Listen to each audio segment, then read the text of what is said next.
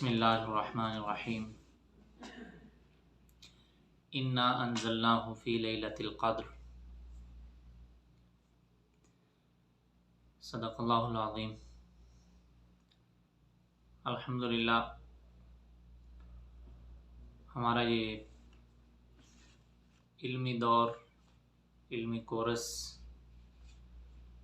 बिल्कुल अपने इख्तिताम की तरफ पहुँच चुका है, जबकि आज 13वां लेक्चर है। इसके बाद कल संडे 14वां हो जाएगा और नेक्स्ट वीक में लास्ट लेक्चर होगा इंशाअल्लाह रहमान, 15वां लेक्चर। टोटल हमारे कोर्स के 15 लेक्चर थे। आइंदा सैटरडे या संडे को इंशाअल्लाह रहमान हमारा ये कोर्स कंप्लीट हो जाएगा और साथ ही में आपको इसके एग्ज़ाम की इत्तला दे दी जाएगी, किस तरीके से होना है और कब होना है इंशाअल्लाह रहमान।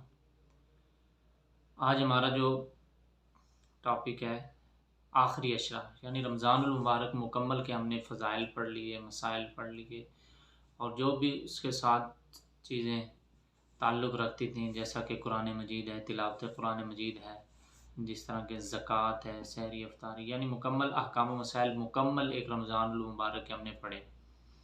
रमज़ानुल मुबारक में अब कुछ दिन ऐसे हैं, यानी आखिरी अशरा ऐसा है कि जिसे अलग से फ़जीलत है। रमज़ानुल मुबारक मुकम्मल को फ़जीलत तो है ही है, लेकिन एक महीना इसमें कुछ दिन ऐसे, यानी आखिरी अशरा। अशरा का मतलब होता है 10, यानी आखिरी जो 10 रातें हैं, आखिरी 10 दिन हैं, उन्हें रमज़ानुल मुबारक से अलग फ़जीलत है। रमज़ानुल मुबारक मुकम्मल को फ़जीलत है, लेकिन इनकी अलग अहादीस में कुछ फ़जीलत आई है। इस लिहाज से इसका आज पढ़ते हैं, क्योंकि इसके बारे में इसकी अहमियत को उजागर करने के लिए सही मुस्लिम की 1175 नंबर हदीस है। हज़रत आयशा रज़ी अल्लाह ताला अन्हा फरमाती हैं कि बेशक नबी करीम सल्लल्लाहु अलैहि वसल्लम काना यजताहिदु फ़िल अशरिल अवाखिर मा ला यजताहिदु फ़ी गैरिही, कि आप अलैहिस्सलातु वस्सलाम रमज़ानुल मुबारक के आखिरी जो 10 रातें हैं, आखिरी जो अशरा है, उसमें इस कदर मेहनत करते। किस चीज़ में मेहनत? इबादत में, अल्लाह ताला को राज़ी करने में, ज़िक्र अज़कार में, कुरान मजीद में इस कदर मेहनत करते थे कि मा ला यजताहिदु फ़ी गैरिही, कि बाकी दिनों में इस कदर कोई मेहनत नहीं करते थे। बाकी दूसरी हदीस में आता है, सही बुखारी की हदीस है, 2024 नंबर हदीस है, कि कान नबी सल्लल्लाहु अलैहि वसल्लम इदा दखल अशरु शद्द मिज़रहु, जैसे ही आखिरी अशरा शुरू होता तो आप अलैहिस्सलातु वस्सलाम अपनी कमर कस लेते। व आहिया लैलहु व अयक़ज़ा अहलहु, खुद भी रात को बेदार होते और अपने घर वालों को भी बेदार करते। किस लिए? नमाज के लिए, किस लिए? ज़िक्र व अज़कार के लिए, किस लिए? तिलावत कुरान मजीद के लिए। यानी ऐसा ये मौका है जो हमें ज़ाया नहीं करना चाहिए, क्योंकि हम मुकम्मल साल एक आज़ादाना ज़िंदगी बसर करते हैं, जबकि हमें इन चीज़ों की इतनी फ़िक्र नहीं होती। अब अल्लाह ताला ने एक मौका दिया है हमें, तो हमें भी इन मौके से, ऐसे मौके से फ़ायदा उठाना चाहिए। और यकीनन जो लोग ऐसे मौके से, ऐसी चीज़ों से, ऐसे अल्लाह ताला के जो बख्शिश के बहाने हैं अपने बंदों को बख्शने के लिए, ऐसे बहानों से जो लोग फ़ायदा उठाते हैं, यकीनन वो बहुत ही ज़्यादा खुशकिस्मत इंसान है, बहुत ही ज़्यादा खुशकिस्मत इंसान है। कोई अगर इन मौके से फ़ायदा नहीं उठाता तो वो मत खुशी मनाए, वो मत समझे कि मैं फ़ायदा नहीं उठाया और मैंने रमज़ानुल मुबारक गुजार लिया, बल्कि उसे अपनी किस्मत पर अफसोस करना चाहिए कि उसे क्यों नहीं अल्लाह ताला की तरफ से मौका मिला। इसलिए ये रमज़ानुल मुबारक का आखिरी अशरा, यानी 21 रोज़े से 29 या 30, यानी जितना भी रमज़ान 29 रोज़ों का या 30 का हो, 21 रोज़े से लेकर आखिरी रोज़े तक ये जो वक़्त है बहुत ही ज़्यादा अहमियत का हामिल है। इसके ख़साइस क्या हैं? इस आखिरी अशरे को फ़जीलत क्यों दी गई है? क्योंकि इसमें सबसे पहली एक इबादत, जैसे ही आखिरी अशरा शुरू होता है उसके साथ ही एक इबादत ऐसी शुरू हो जाती है जिसका नाम है एतिकाफ़। एतिकाफ़ यानी क्यों इस आखिरी अशरे को क्यों फ़जीलत दी गई, इसकी खसूसियत क्या है? पहली खसूसियत ये है कि आखिरी अशरे के साथ एक इबादत है जिसका नाम है एतिकाफ़, वो शुरू हो जाती है। एतिकाफ़ का माना क्या है? اعتکاف کا لغوی مطلب ہے کسی چیز کو اپنے اوپر لازم کر لینا. اعتکاف کا لغوی مطلب کسی چیز کو اپنے اوپر لازم کر لینا، اور اس کا اصطلاحی مطلب یہ ہے کہ مسجد میں اس نیت سے رکنا، اپنے آپ کو مسجد کے ساتھ اس نیت سے اٹیچ کر لینا، یا اپنے اوپر مسجد کو اس نیت سے لازم کر لینا کہ اللہ تعالیٰ کا قرب حاصل ہو جائے، کہ اللہ تعالیٰ کے ہم قریب ہو جائیں. یعنی اعتکاف کا مطلب یہ ہے کہ اللہ تعالیٰ کا قرب حاصل کرنے کے لیے اپنے آپ کو مسجد میں روک لینا، اپنے آپ کو مسجد میں بند کر لینا، اپنے آپ کے اوپر مسجد کو لازم کر لینا. کس لیے؟ کہ اللہ تعالیٰ کے قریب ہو جائیں، اللہ تعالیٰ کو راضی کر لیں. یہ ہے اعتکاف کی تعریف. اور یہ اتنی بڑی عبادت ہے کہ اس کا تعلق آخری عشرے کے ساتھ ہے. اسی وجہ سے رمضان المبارک کے آخری عشرے کو الگ سے فضیلت دی گئی ہے. اعتکاف کرنا سنت ہے، یہ فرض نہیں ہے، واجب نہیں ہے، بلکہ کیا ہے؟ سنت ہے. سنت مطلب نبی کریم صلی اللہ علیہ وسلم نے بھی اعتکاف کیا تھا اپنی زندگی میں. اور اعتکاف کے بارے میں قرآن مجید میں آتا ہے، اللہ تعالیٰ فرماتے ہیں وَلَا تُبَاشِرُوهُنَّ وَأَنْتُمْ عَاكِفُونَ فِي الْمَسَاجِدِ، کہ اپنی بیویوں سے ہم بستری نہ کرو اس حالت میں کہ تم مساجد میں اعتکاف کر رہے ہو. یعنی اعتکاف کی مشروعیت ثابت ہوگی کہ اعتکاف مساجد میں ہوتا ہے. دوسری حدیث ہے حضرت عائشہ رضی اللہ تعالی عنہا کی، یہ صحیح بخاری کی 2026 نمبر حدیث ہے کہ کان النبی صلی اللہ علیہ وسلم یعتکف العشر الاواخر من رمضان، کہ نبی کریم صلی اللہ علیہ وسلم رمضان کے آخری عشرے میں اعتکاف کرتے تھے، حتیٰ توفاہ اللہ عز وجل، حتیٰ کہ آپ علیہ الصلوۃ والسلام کو اللہ تعالیٰ نے اپنے پاس بلا لیا. یعنی قرآن اور حدیث سے ثابت ہے کہ آپ علیہ الصلوۃ والسلام اعتکاف کرتے تھے. حدیث میں واضح ہے کہ آپ علیہ الصلوۃ والسلام رمضان کے آخری عشرے میں، یعنی آخری 10 راتوں میں، آخری 10 دنوں میں آپ علیہ الصلوۃ والسلام اعتکاف کرتے تھے. اور اعتکاف کس جگہ پر ہوتا ہے؟ اعتکاف مسجد میں ہوتا ہے. اور یہ اعتکاف اس مسجد میں ہوتا ہے جہاں پر جماعت کے ساتھ نمازیں اور جمعے کا اہتمام ہو. ایسی مسجد میں اعتکاف ہوتا ہے جہاں پر جمعے کا بھی اہتمام ہو، وہاں پر. دوسرے نمبر پر مرد کا تو ہمارے ہاں مشہور بھی ہے، پتہ بھی ہے، اس میں اختلاف بھی نہیں ہے کہ مرد کہاں اعتکاف بیٹھے گا، مسجد میں بیٹھے گا. دوسرا ہمارے ہاں عورتوں کا مسئلہ ہے کہ عورتیں اعتکاف کہاں بیٹھیں گی. عورتیں بھی مساجد میں ہی اعتکاف بیٹھیں گی، عورتیں گھروں میں اعتکاف نہیں بیٹھیں گی، نہ ہی عورتوں کا گھروں میں اعتکاف ہوتا ہے، کیونکہ یہ سنت ہے. اگر مساجد میں جگہ ہے، فتنہ نہیں ہے، کوئی معاملہ، کوئی ڈر، خوف، خطرہ نہیں ہے، تو عورتیں وہاں بیٹھیں گی. اگر نہیں ہے کوئی اس طرح کا وہاں ماحول یا انتظام نہیں ہے عورتوں کا، تو عورتیں اپنے گھروں میں اعتکاف نہیں بیٹھیں گی، بلکہ ایک الگ اعتکاف والا ماحول بنا سکتی ہیں کہ عبادات وغیرہ کر سکتی ہیں، لیکن وہ اپنے آپ کو معتکف نہیں کہہ سکتی، اور ان کے اوپر اعتکاف والے احکام لاگو نہیں ہوں گے. اس لیے عورت بھی اعتکاف مسجد میں ہی کرے گی اور مرد بھی اعتکاف مسجد میں ہی کرے گا، کیونکہ قرآن مجید نے فرما دیا نا کہ وَلَا تُبَاشِرُوهُنَّ وَأَنْتُمْ عَاكِفُونَ فِي الْمَسَاجِدِ، کہ تم مسجدوں میں اعتکاف بیٹھے ہو اور اپنی بیویوں سے ہم بستری نہیں کرنی. مطلب کہ بیویاں بھی وہیں تمہاری مساجد میں اعتکاف بیٹھتی ہیں، ان کا الگ سے انتظام ہوتا ہے. تو اس لیے اس قرآن مجید کی آیت سے پتہ چلتا ہے کہ عورتیں اور باقی صحابیات یعنی ازواج النبی صلی اللہ علیہ وسلم، نبی کریم صلی اللہ علیہ وسلم کی بیویاں بھی مساجد میں اعتکاف کرتی تھیں. صحیح بخاری کی حدیث ہے. اس لیے عورت بھی اعتکاف بیٹھے گی جامع مسجد میں، جامع جہاں پر جمعہ بھی ہوتا ہے اور باقی نمازیں بھی جماعت کے ساتھ ہوتی ہیں. اور اعتکاف والا بندہ اپنے اعتکاف گاہ میں کب داخل ہوگا، یعنی مسجد میں کب جائے گا، اور مسجد کے بعد آگے اپنے خیمے میں کب داخل ہوگا.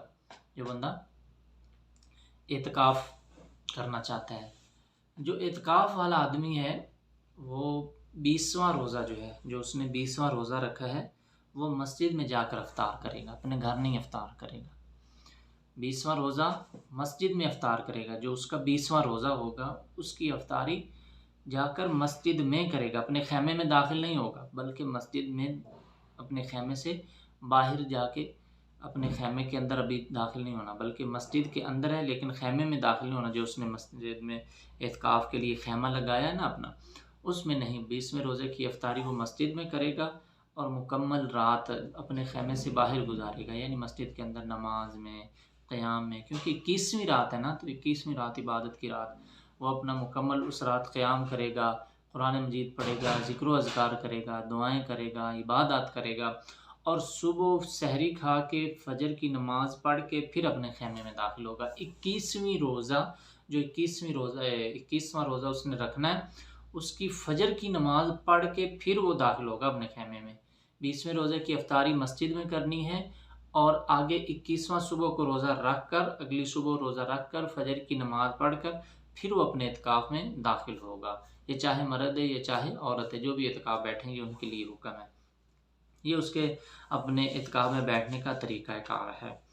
اور کیونکہ یہ حدیث ہے صحیح بخاری کی، عن عائشہ رضی اللہ تعالی عنہا قالت کان النبی صلی اللہ علیہ وسلم اذا اراد ان يعتکف صلی الفجر ثم دخل معتکفہ، یعنی آپ علیہ الصلوۃ والسلام جب اعتکاف کرتے، اعتکاف کا ارادہ رکھتے تو فجر کی نماز پڑھتے، پھر اپنے اعتکاف گاہ میں داخل ہوتے، اپنے خیمہ میں داخل ہوتے، اور اپنے جہاں پر اعتکاف بیٹھنا ہوتا ہے اس جگہ پر داخل ہوتے۔ یعنی 20واں روزہ آپ نے مسجد میں افطار کرنا ہے، اور 21ویں کی سحری کر کے نماز پڑھ کے پھر آپ نے اپنے وہ خیمے میں داخل ہونا ہے۔ اور اعتکاف والے کے لیے ضروری کام کون سے ہیں؟ یعنی اعتکاف والا مسجد سے کب نکل سکتا ہے؟ مسجد سے کب نکل سکتا ہے؟ جب اسے کوئی ضروری کام ہو۔ اعتکاف والا مسجد سے کب نکل سکتا ہے؟ جب اسے کوئی بہت ہی ضروری کام ہے، یعنی کہ فار ایگزامپل مسجد میں کوئی پیشاب وغیرہ کا انتظام نہیں ہے تو وہ مسجد سے باہر جا کر اپنا قضاء حاجت کر سکتا ہے، یا مسجد میں غسل کا انتظام نہیں ہے اور اس نے غسل کرنا ہے تو وہ مسجد سے باہر کہیں جا کر، کہیں بھی اپنے گھر جا کر یا جہاں بھی اسے کہیں مسجد کے قریب رینج نظر آتا ہے غسل کرنے کا، وہاں پر وہ غسل کر سکتا ہے۔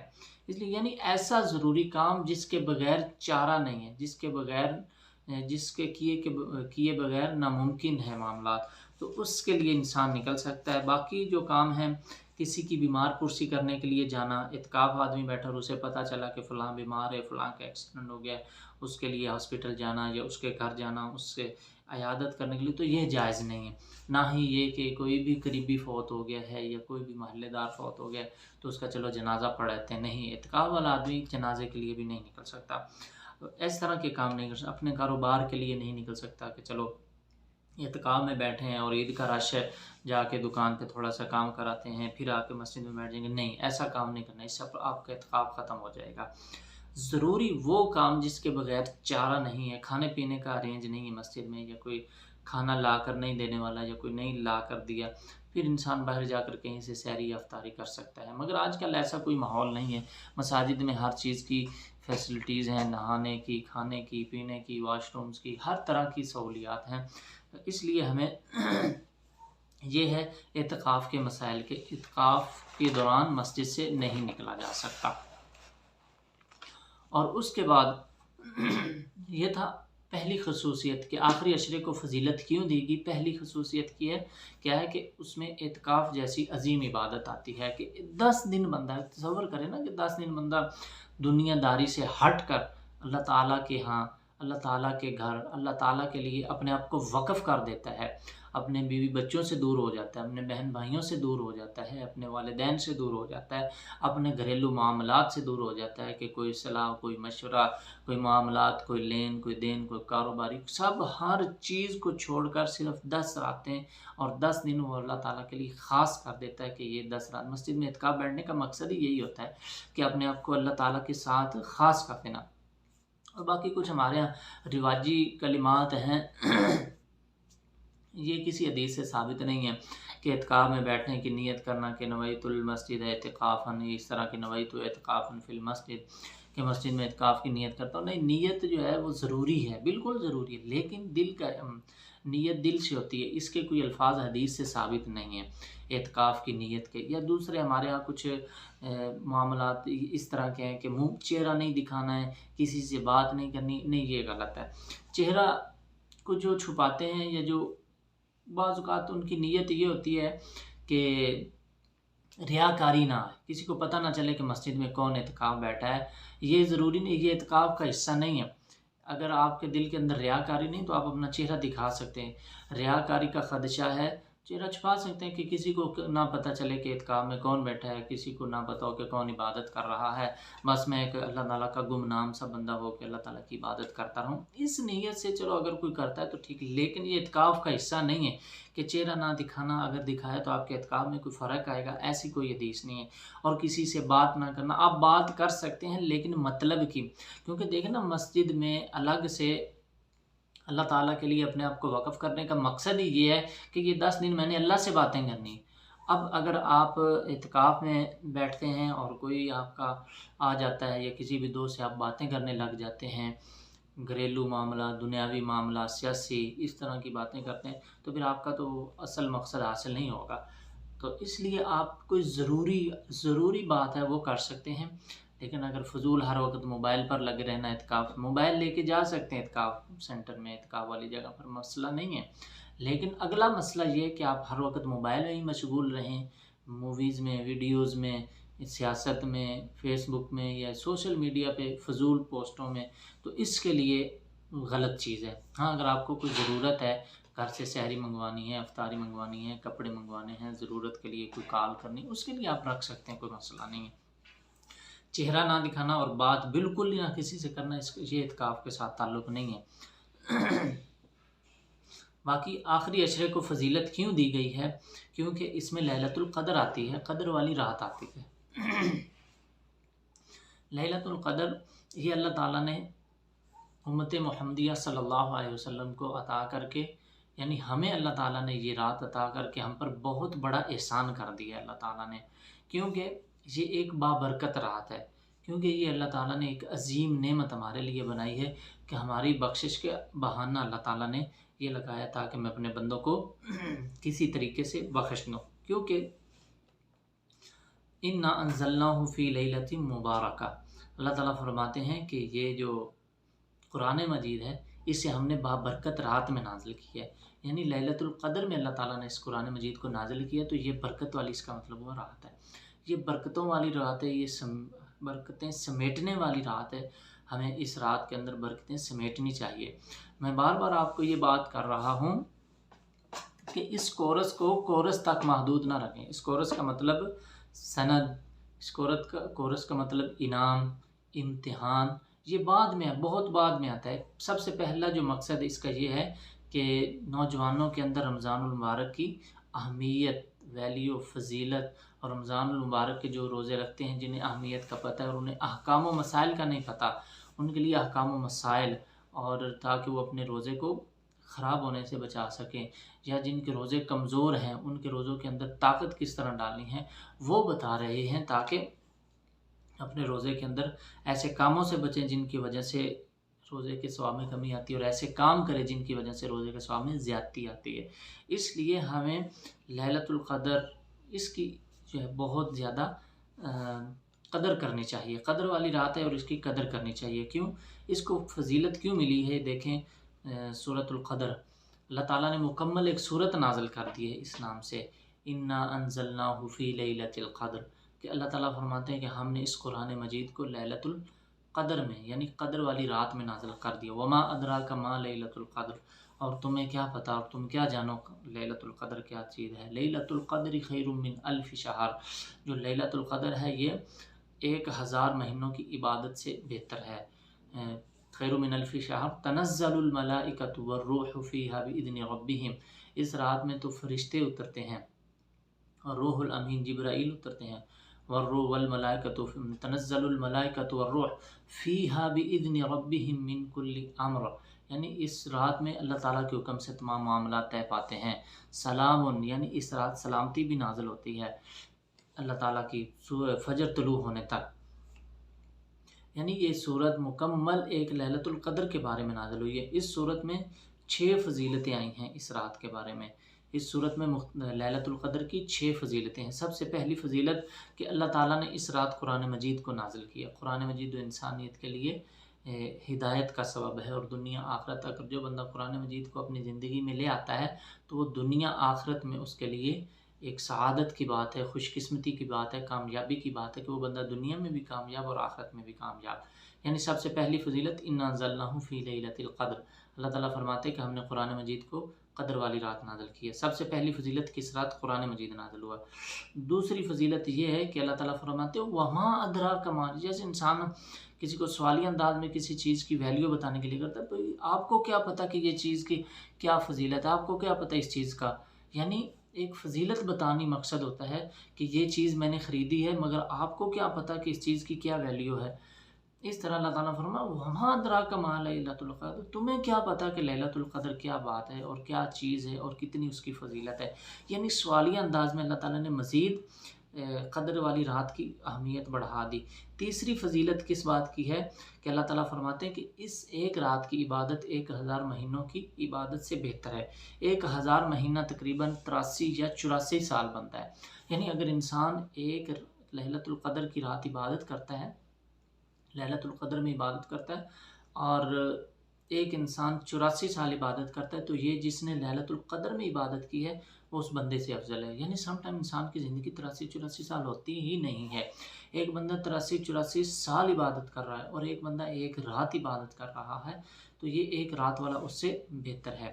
اور چوتھی فضیلت اس کی کیا ہے کہ اس رات فرشتے نازل ہوتے ہیں۔ فرشتے نازل ہوتے ہیں، فرشتے نازل ہونے کا مقصد خیر و برکت والا وقت ہوتا ہے، یہ خیر و برکت کی علامت ہوتی ہے۔ فرشتے ہر جگہ تو نازل نہیں ہوتے ہیں۔ فرشتوں کا نازل ہونے کا مطلب یہ ہے کہ اس رات میں خیر اور برکت ہوتی ہے، اس لیے اللہ تعالیٰ کے فرشتے نازل ہوتے ہیں۔ پانچویں فضیلت یہ ہے کہ اس میں سلامتی ہے، سلام، اس میں سلامتی ہے، یعنی جو انسان اس رات کو پا لیتا ہے وہ سلامت ہے بیماریوں سے، وہ سلامت ہے جہنم کے عذاب سے، وہ سلامت ہے دنیاوی آزمائشوں سے، وہ سلامت ہے برے کاموں سے، برے انجام سے۔ اس لیے اس رات کے اندر اللہ تعالیٰ فرماتے ہیں سلام ہی حتی مطلع الفجر، یعنی اس رات کے اندر کیا ہے؟ سلامتی ہے۔ اس رات کو جو پا لیتا ہے وہ سلامت رہتا ہے۔ اور چھٹی اس رات کی فضیلت کیا اس صورت میں بیان ہوئی ہے کہ اللہ تعالیٰ نے اس صورت کو مکمل نازل کر دیا لیلۃ القدر کے بارے میں، یہ اس کی چھٹی فضیلت ہے۔ یعنی ایک صورت مکمل ہی اللہ تعالیٰ نے اس رات کے نام کر دی سورۃ القدر، کہ اللہ تعالیٰ نے اس رات کے نام پر ایک مکمل صورت ہی نازل کر دی۔ یعنی سورۃ القدر کے ریلیٹڈ سورۃ القدر کے اندر یہ 6 فضیلتیں اس ایک رات کی ایک ہی صورت میں 6 فضیلتیں آئی ہیں، سبحان اللہ۔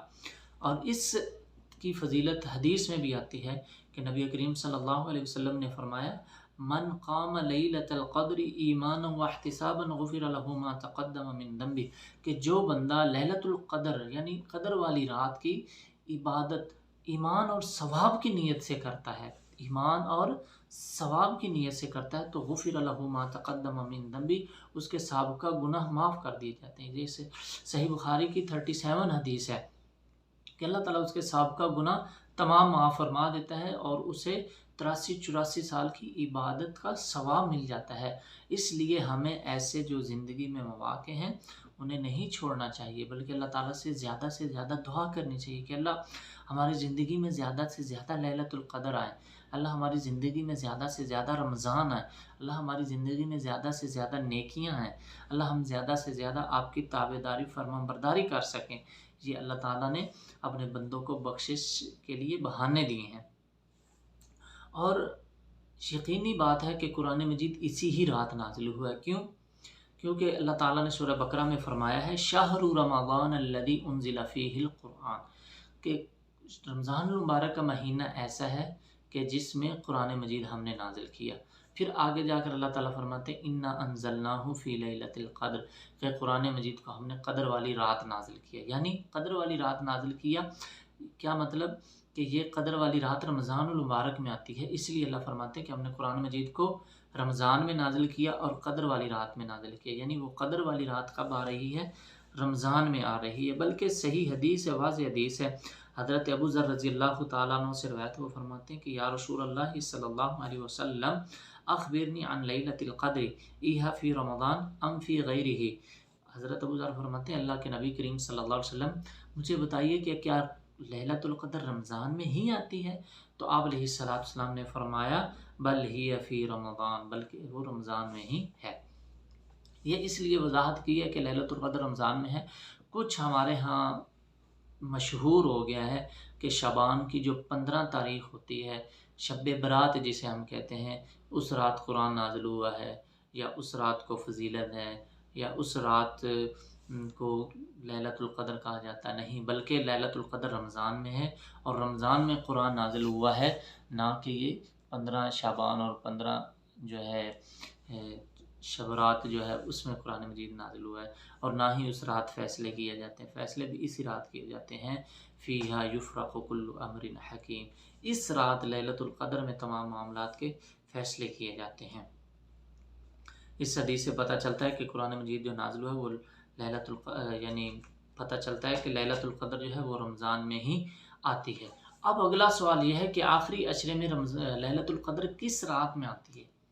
یعنی ہمارے یہاں مشہور ہو چکا ہے کہ لیلۃ القدر جو ہے وہ 27ویں رات ہے، نہیں، ایسا کوئی رات خاص کرنا لیلۃ القدر کے ساتھ یہ صحیح کسی حدیث سے ثابت نہیں ہے، بلکہ حدیث میں آیا کہ آپ علیہ السلام نے فرمایا تحروا لیلۃ القدر فی العشر الاواخر، آپ علیہ السلام نے فرمایا کہ لیلۃ القدر جو ہے اسے تلاش کرو رمضان کے آخری عشرے میں، آخری عشرے یعنی آخری 10 راتوں میں تلاش کرو۔ کسی ایک رات کو خاص کرنا 27ویں کے ساتھ، 21ویں کے ساتھ، 23ویں کے ساتھ، 25ویں کے ساتھ، 29ویں کے ساتھ، اس طرح نہیں، بلکہ آخری جو 10 راتیں ہیں ان کے اندر تلاش کرو۔ اور اس کے بعد تھوڑا مزید اللہ تعالیٰ کے نبی کریم صلی اللہ علیہ وسلم نے آسانی فرما دی، فرمایا تحروا لیلۃ القدر فی الوتر من العشر الاواخر من رمضان، آپ علیہ السلام نے فرمایا کہ لیلۃ القدر رمضان کے آخری عشرے کی طاق راتوں میں تلاش کرو، یعنی راجے اور بہتر بات کون سی ہے، حدیث کون سی ہے کہ آخری عشرے کی جو طاق راتیں یعنی 21ویں رات ہے، 23ویں رات ہے، 25ویں رات ہے، 27ویں رات ہے، 29ویں رات ہے، ان 5 راتوں میں لیلۃ القدر آتی ہے۔ ان 5 راتوں کی عبادات کو مس نہیں کرنا چاہیے، یعنی آخری عشرہ مکمل ہی عبادت کرنی چاہیے، آخری 10 راتیں یا 10 دن مکمل ہی، لیکن خاص طور پر یہ 5 جو راتیں ہیں ان میں سے کسی ایک میں لیلۃ القدر ہوتی ہے، اس لیے ہمیں ان 5 راتوں کو بالکل بھی مس نہیں کرنا چاہیے۔ اور مخفی کیوں اللہ تعالیٰ نے رکھا؟ اس لیے کہ میرے بندے زیادہ سے زیادہ یعنی ایک رات کو پانے کے لیے ہر رات عبادت کریں گے، اگر ایک رات بتا دی جائے تو وہ صرف ایک ہی رات عبادت کریں گے، نہیں، اس لیے اللہ تعالیٰ نے مخفی رکھی ہے تاکہ میرے بندے ایک رات کو پانے کے لیے تمام راتوں کی عبادت کر لیں، زیادہ سے زیادہ انہیں ثواب مل جائے، زیادہ سے زیادہ اپنے نامہ اعمال میں نیکیاں بنا لیں، زیادہ سے زیادہ اپنے آپ کو اللہ تعالیٰ کے قریب کر لیں۔ اس لیے یہ تھا آخری عشرہ، اور یہ رمضان المبارک میں بہت زیادہ اہمیت کا حامل ہے، اسے ہمیں ضائع نہیں کرنا چاہیے۔ اگر ہم واقعتاً ہی مسلمان ہیں، عاقل ہیں، ہمارے اندر عقل ہے، اور واقعتاً ہم شعور رکھتے ہیں کہ ہم نے اللہ تعالیٰ کے ہاں جواب دینا ہے، تو ہمیں زیادہ سے زیادہ اپنی نیکیوں پر فوکس کرنا ہوگا۔ اور اگر ہم واقعتاً نہیں سمجھتے ہیں کہ شیطان جو ہے ہمیں اس رات سے دور کرے گا، تو ہمیں شیطان کا مقابلہ کرنا چاہیے، کیونکہ شیطان تو پہلے ہی چاہتا ہے کہ میں انسان کو نیکیوں سے زیادہ دور رکھوں۔ اس لیے آخری عشرے کو، اور اگر ہو سکے گھریلو معاملات، اپنی اسٹڈی، اپنے کام انہیں دیکھتے ہوئے اعتکاف کی اگر آپ کو کوئی سہولت ہے، کوئی اللہ تعالیٰ نے موقع دیا تو اعتکاف بھی لازمی بیٹھیں، لیکن عورتوں کے لیے ضروری ہے کہ وہ ان کا اگر خامن ہے تو ان سے پوچھیں، اجازت لیں، گھریلو اجازت کے بعد وہ اعتکاف بیٹھیں، اگر گھر سے اجازت نہیں ملتی تو وہ نہیں بیٹھیں گی، کیونکہ یہ نفلی عبادت ہے، گھر والوں کا حکم ماننا لازمی ہے۔ تیسرے نمبر پر اس رات کی جو عبادت ہے لیلۃ القدر کی، آخری عشرے کی 5 راتیں، طاق راتیں جو ہیں، یا آخری عشرہ مکمل، آخری 10 راتیں، بہتر تو یہی ہے کہ آخری 10 راتیں مکمل اللہ تعالیٰ کی عبادت میں گزاری جائیں، اگر نہیں تو کم از کم ہمیں 5 راتیں جو ہیں، اس کی طاق 5 راتیں وہ عبادت لازمی کرنی چاہیے، تاکہ اللہ تعالیٰ ہم سے راضی ہو جائے۔ اور اللہ تعالیٰ سے دعا ہے کہ اللہ تعالیٰ ہمیں لیلۃ القدر پانے کی توفیق عطا فرمائے، اللہ تعالیٰ ہمیں اس رات کی عبادت کرنے کی توفیق عطا فرمائے جس رات میں قدر ہو، جس رات میں لیلۃ القدر ہو، اللہ تعالیٰ ہمیں عمل کرنے کی توفیق عطا فرمائے، اور اللہ تعالیٰ ہماری نیکیوں کو قبول فرمائے۔ کوئی بھی نیکی کریں تو آخر میں دعا یہ ضرور کیا کریں کہ اللہ تعالیٰ ہماری نیکیوں کو قبول فرمائے۔ السلام علیکم ورحمۃ اللہ۔